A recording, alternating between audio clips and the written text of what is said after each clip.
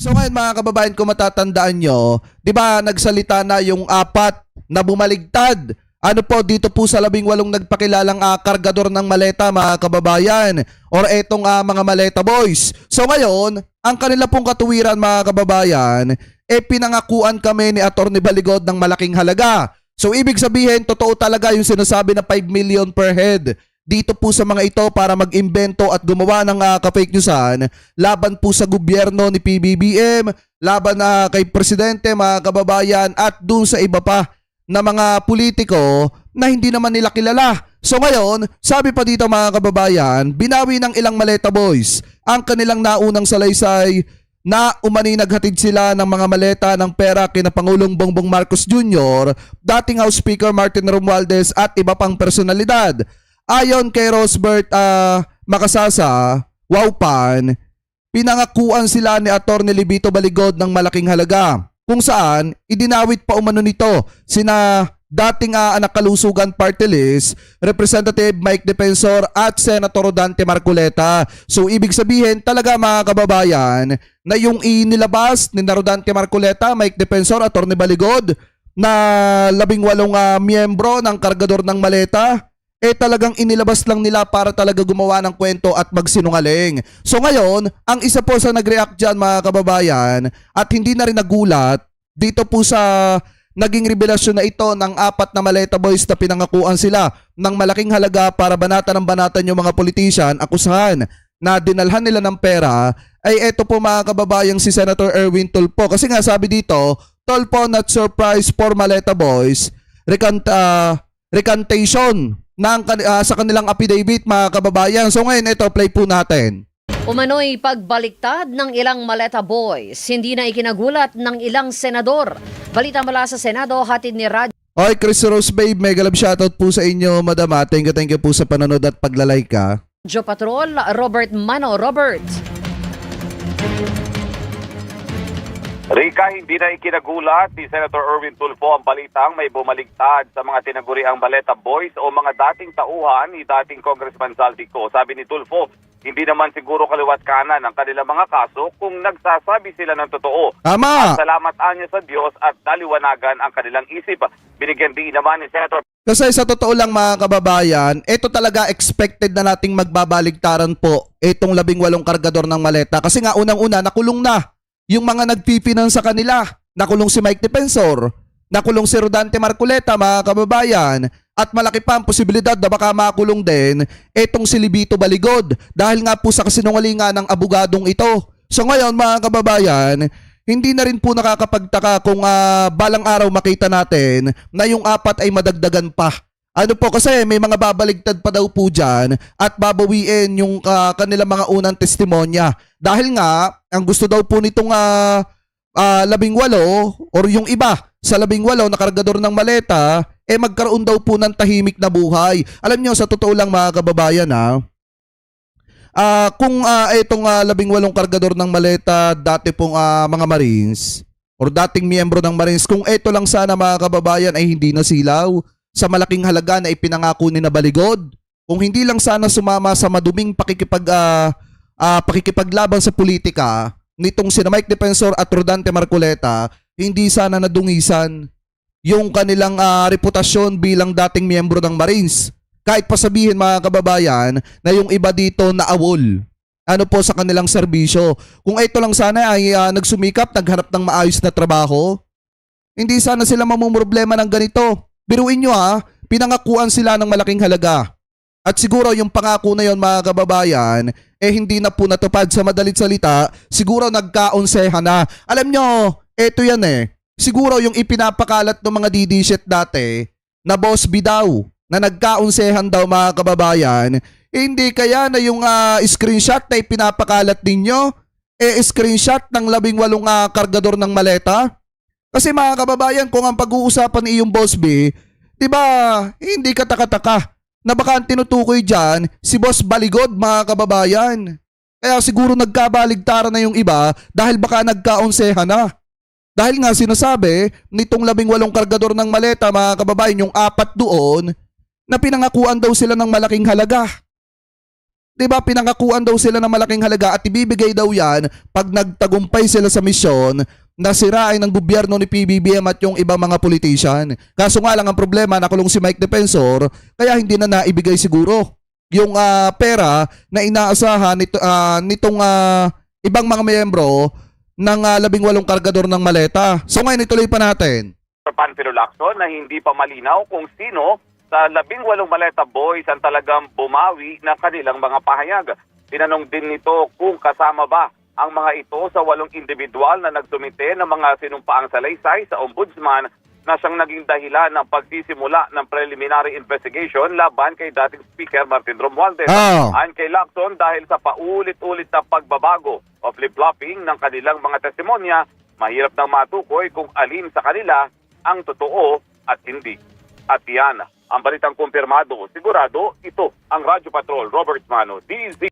Bukod pa po kay Senator Erwin Tulfo, mga kababayan, na nag-react po dito, nag-post din po itong si Sir Ramon Tulfo. Sabi po ni Sir Ramon Tulfo, basahin po natin. Wala na kasi kayong maisuhol sa kanila, Attorney Polpol. Kaya binabawi na nila ang kanilang mga paratang sa mga kalaban ninyo. Huhulaan ko, naubos na ang pera na dapat ipambayad sa mga Marines dahil ginastos na ninyo. Pati ba naman yung mga mahihirap, binubukulan pa ninyo? Yan yung sabi dyan, mga kababayan, ni Ramon Tulfo. Kasi nga, kung titingnan nyo, malaki ang posibilidad na baka nga may pambayad dito po na tigli 5 milyon, allegedly, dito sa 18 kargador ng maleta, pero baka naibulsa ng abogadong sinungaling. Baka lang naman. Hindi ko naman sinasabi na naibulsa nga. Baka lang naman naibulsa. Kasi sa totoo lang, hindi magre-recant yung mga yan kung tuloy-tuloy yung sustento sa mga yan.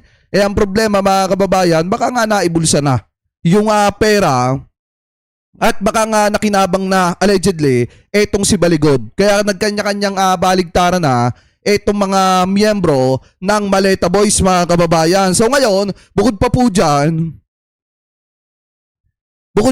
mga kababayan, may nakita din po tayong post na kung saan nagbigay din ng pahayag. Ito pong si former Senator Antonio Trillanes. At ayon nga po dito, mga kababayan, ito raw, basahin pa po natin hindi pala. Si NBI Director Melvin Matibag, sabi po dito, babawin ng testimonya. Ilan pang miyembro ng 18 Maleta Boys ang balak umanong bawiin ang kanilang testimonya laban sa ilang opisyal ng gobyerno ayon kay NBI Director Melvin Matibag. Kinumpirma naman ni Matibag ang naipaulat na nasa 4 na miyembro ang gustong bawiin ang kanilang mga pahayag. Even before lumabas yan, there were already pillars coming in a gusto pong makipag-usap sa amin. Ang una, 2. Tapos 4, they say later on dadami pa po. Yan po yung sabi dito, mga kababayan. So bukod po doon sa 4, meron pa na mga gustong bumaligtad at bawiin yung kanilang mga sinumpaang salaysay, mga kababayan. Kaso nga lang ang problema, kahit bawiin po nila yan,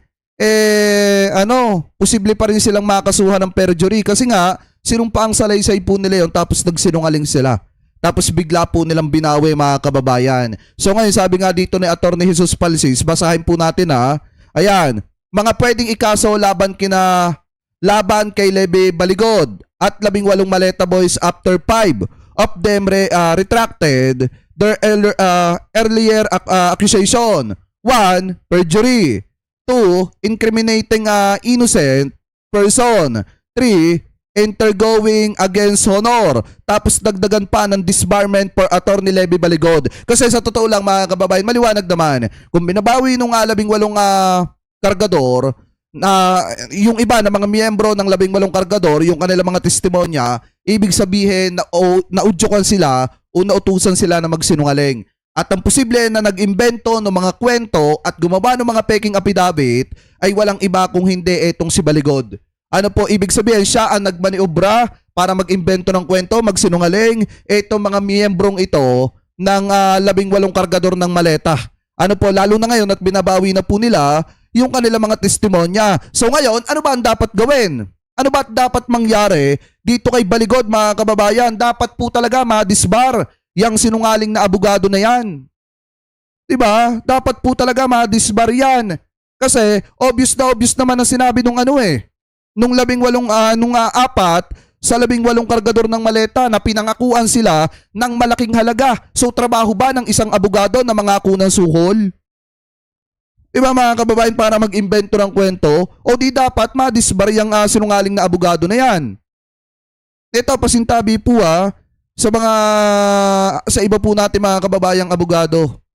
Ito lamang po ay para kay Atty. Levy Baligod kasi ang sinasabi doon, pinangakuan sila ng malaking halaga. So ang tanong ko ngayon, trabaho ba ng isang abogado na manuhol ng mga tao para mag-imbento ng kwento? Hindi katanggap-tanggap yan mga kababayan, kaya nga dapat ma-disbar po yan. Yang si Baligod na yan, dapat may mag-file ng complaint ng disbarment case laban po dyan mga kababayan kay Levy Baligod kasi nagagamit niya yung pagiging abogado niya para manira ng ibang tao at hindi po katanggap-tanggap yan. Ano po, so ngayon mga kababayan, kung titingnan nyo, may ambush interview dito po kay Baligod. Kung dati nagkukumahog siya mga kababayan na magpa-interview sa mga taga-media, ngayon mukha atang umiiwas. Attorney, good morning. Haharap po ba? Ilan po yung haharap, attorney? Bakit mo ako binibidyohan? kung dati nagkukumahog magpa-interview. Ngayon mga kababayan mukhang umiiwas na. Attorney, good morning. Haharap po ba? Ilan po yung haharap, attorney, today? Lahat sila. Lahat, 18? Relax ka lang. Attorney, Oh, lahat haharap today? hindi. 14 sila. Sabi mo kanina 18 tapos ngayon biglang 14. Kahit ba naman dito sa ambush interview nagsisinungaling ka pa rin. Kaya nga dapat ma-disbar po talaga ito mga kababayan. Dahil kahit dito sa mismong interview niya, ambush interview niya, nagsisinungaling pa rin siya. 14? Bakit 14 na lang po, attorney? Mamaya i-explain ko. Ayusin ko lang muna yung bail. No? Sige, attorney. Thank you po. Nangangatog na ba ang betlog? Di ba mga kababayan? Yan kasi mahirap pagka napakasinungaling na tao. Ginagamit yung prosesyo, mga kababayan, yung pagkaabogado para magsinungaling, manuhol ng tao para mag-imbento ng kwento. Piruin mo, yung 4 sa 18 kargador ng maleta na sinasabi yung brave marine na magsisiwalat ng katotohanan, binawi yung testimonya, tapos sinasabi sinuhulan nyo, pinangakuan nyo na suhol. Yan ba ay tama pa? Ako nagtatanong lang ako Diba? Ako nagtatanong lang ako. Sabi nga dito ni Daredevil, sayang Jake, hindi ko nakita yan. Hindi ko nakita sa City Hall yan ng Las Piñas. Mumurahin ko sana. Andiyan pa naman ako.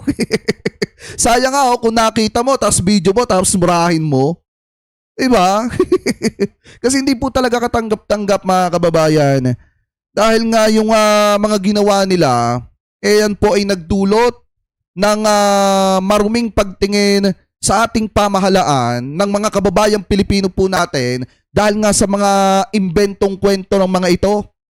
Ngayon, yung accusation nila na mali-maletang pera, nasaan na? Wala na!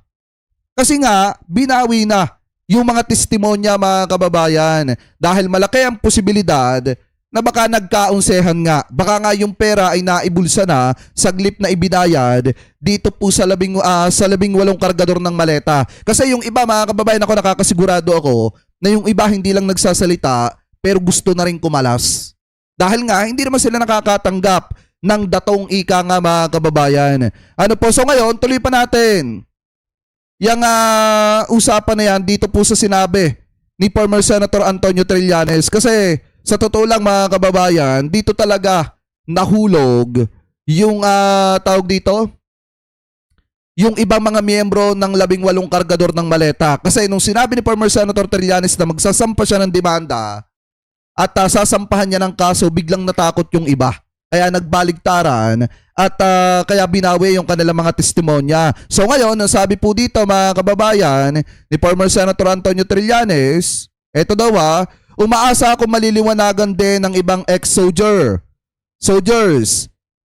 Ipinapatras na ni dating Senador Antonio Trillanes Deport ang mga kasong isinampa sa 4 sa 18 maleta boys. Kasunod dito ng plano nilang pagbawi ng testimonya laban sa ilang personalidad at opisyal ng gobyerno. nauna nang kinumpirma ni NBA Director Melvin Matibag na posible pang madagdagan ng mga magbabawi ng kanilang mga pahayag. Bilang dating sundalo, nagsisimpatya ako sa pinagdadaanan nila na dahil sa kawalan ng kabuhayan ay pinagsamantalahan sila ng mga taong may madilim na layuning politikal. Yan po yung sabi ni former Senator Trillanes. So sabi niya, quote and quote, sinabihan ko na ang aking abogado na iatras ang mga kaso na isinampa ko laban sa kanilang apat. Kasi nga sa totoo lang, mga kababayan, sa kahirapan ng buhay, siguro wala na makitang trabaho itong 18 kargador ng maleta naabuso ni Atty. Baligod, mga kababayan. Sinamantala yung kahinaan ng kawalan para utuin ng utuin. Kaya nakakapagtaka naman dito sa 18 kargador ng maleta, bakit kayo nagpauto? Mga dati nga kayong Marines. Diba nagpauto kayo dyan kay Baligod? Kina Mike Defensor? Dapat bago sana kayo gumawa ng ganyan, kinuha nyo muna yung full payment. Kasi baka nga mamaya, nabayaran na, bayad na kayo, yun naman pala, ibinulsa lang ni Baligod, allegedly. Diba? Baka mamaya naibulsa ni Baligod, tas di na kayo binigyan. Baka nga mamaya, mga kababayan, yung kumakalat na screenshot na nagkaunsehan, yung Boss B na sinasabi nila, baka nga mamaya, tinutukoy doon na Boss B, si Boss Baligod. Diba? Kaya nagkabaligtara na. Kasi mga kababayan, di ba, kung matatandaan nyo, kailan ko ba sinabi yon? Ay siguro ng mga nagdaang buwan, may mga babaligtad at babaligtad dyan. Pag hindi na nagkakasundo sa bayaran, babaligtad na yung iba dyan. At ayan, nangyari na. Sinisiwalat na pinangakuan ng pera pero hindi natupad. Hindi na ibigay kaya bumaligtad. So ganyan nga yung mahirap dyan, mga kababayan, yung mag-invento ng kwento dahil sa kakarampot na pera. Ano po na ipinangako sa mga ito? Hindi ba sila nagtaka, mga kababayan, ang pangako sa kanila 5 milyon pero ang down wala pa sa kalahati? Pagka ganyan, magtataka ako. Kung ako yan, magtataka ako. Bakit pangako nyo 5 milyon pero ang down nyo wala pa sa kalahati? Diba, mga kababayan? Lalo na't delikado yung ginawa nila, inakusahan nila yung iba't ibang politician, mga kababayan, na hindi naman sila kilala. Hindi nga sila ma-recognize, mga kababayan. Di po ba? Kaya nga itong mga padali po nilang ito, itong mga ginawa nilang ito, dapat ang managot po dito si Baligod. Kasi sinamantala ni Baligod yung 18 kargador ng maleta, inuto-uto at pinangakuan na bibigyan ng malaking halaga. At saka dapat mabulok na sa bilangguan itong si Mike Defensor at itong si Rodante Marcoleta. Kasi sila yung sinasabi na nasa likod niyan dapat pala wag na makalabas yung mga yan. Diba? At dapat sumunod na rin sa mga yan si Baligod na makulong. Kasi sobra, mga kababayan, yung ginawa nila na paninira sa gobyerno ni Presidente at dun sa mga matitinong opisyales ng ating pamahalaan. Idinawit nila sa issue na wala naman talagang kinalaman. Ano po? So kayo, mga kababayan, kung kayo po ang tatanungin, ano po masasabi nyo? Hingil po dyan, mga kababayan. Comment below na lamang po kung ano po ang comment at opinion po ninyo. Hingil po sa usapin na yan.